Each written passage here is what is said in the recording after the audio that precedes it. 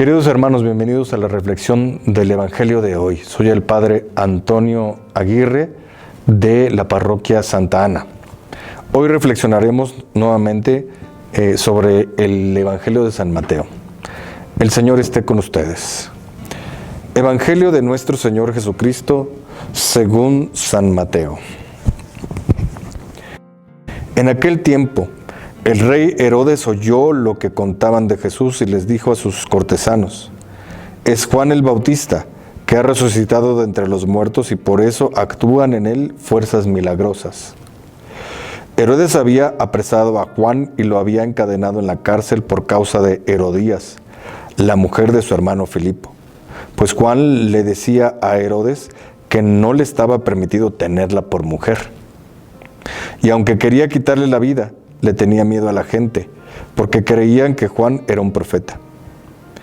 Pero llegó el cumpleaños de Herodes, y la hija de Herodías bailó delante de todos, y le gustó tanto a Herodes, que juró darle lo que le pidiera.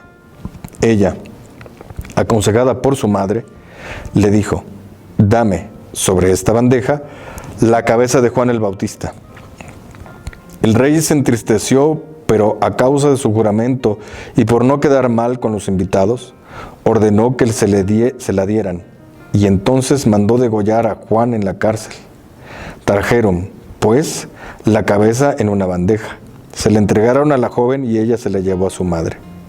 Después vinieron los discípulos de Juan, recogieron el cuerpo, lo sepultaron y luego fueron a avisarle a Jesús.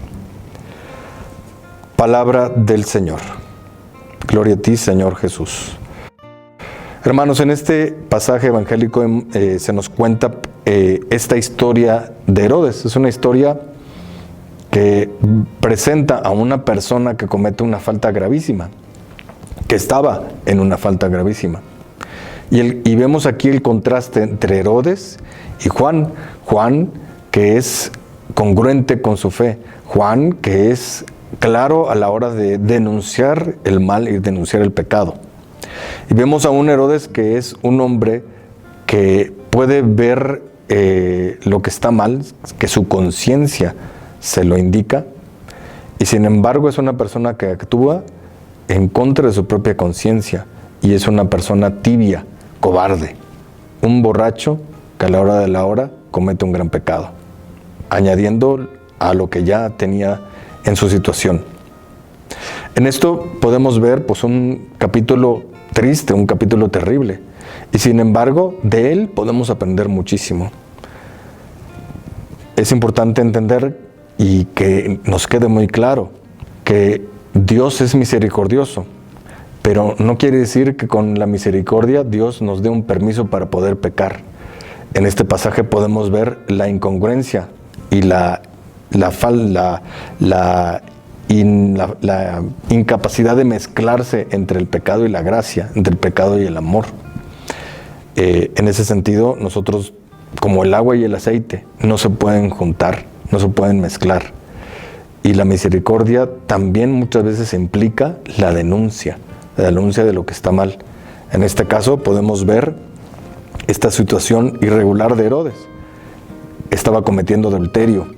Se había casado con su cuñada, vivían como marido y mujer. Y esto es un mensaje muy importante que tenemos que considerar en estos tiempos en los que pues está tan devaluado la alianza matrimonial a través del sacramento, y cómo verdaderamente las personas que viven en esta situación, si bien no están excomulgadas de la iglesia, pero no deben acercarse a los sacramentos, puesto que añadirían un pecado más al pecado que ya tienen. Sin embargo, la iglesia debe acompañar, como bien lo habría señalado el Papa San Juan Pablo II en la Familiaris Consortio, acompañar a estas parejas y buscar en lo posible arreglar esas situaciones de pecado.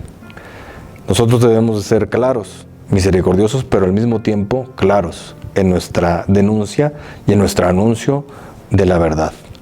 Ese es el testimonio de nuestra iglesia.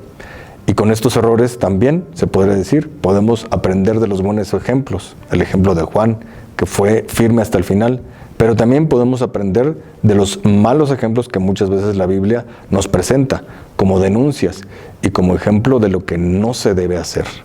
Así que seamos entonces claros, seamos rectos, aprendamos de los errores que se nos presentan y hagamos la voluntad de Dios.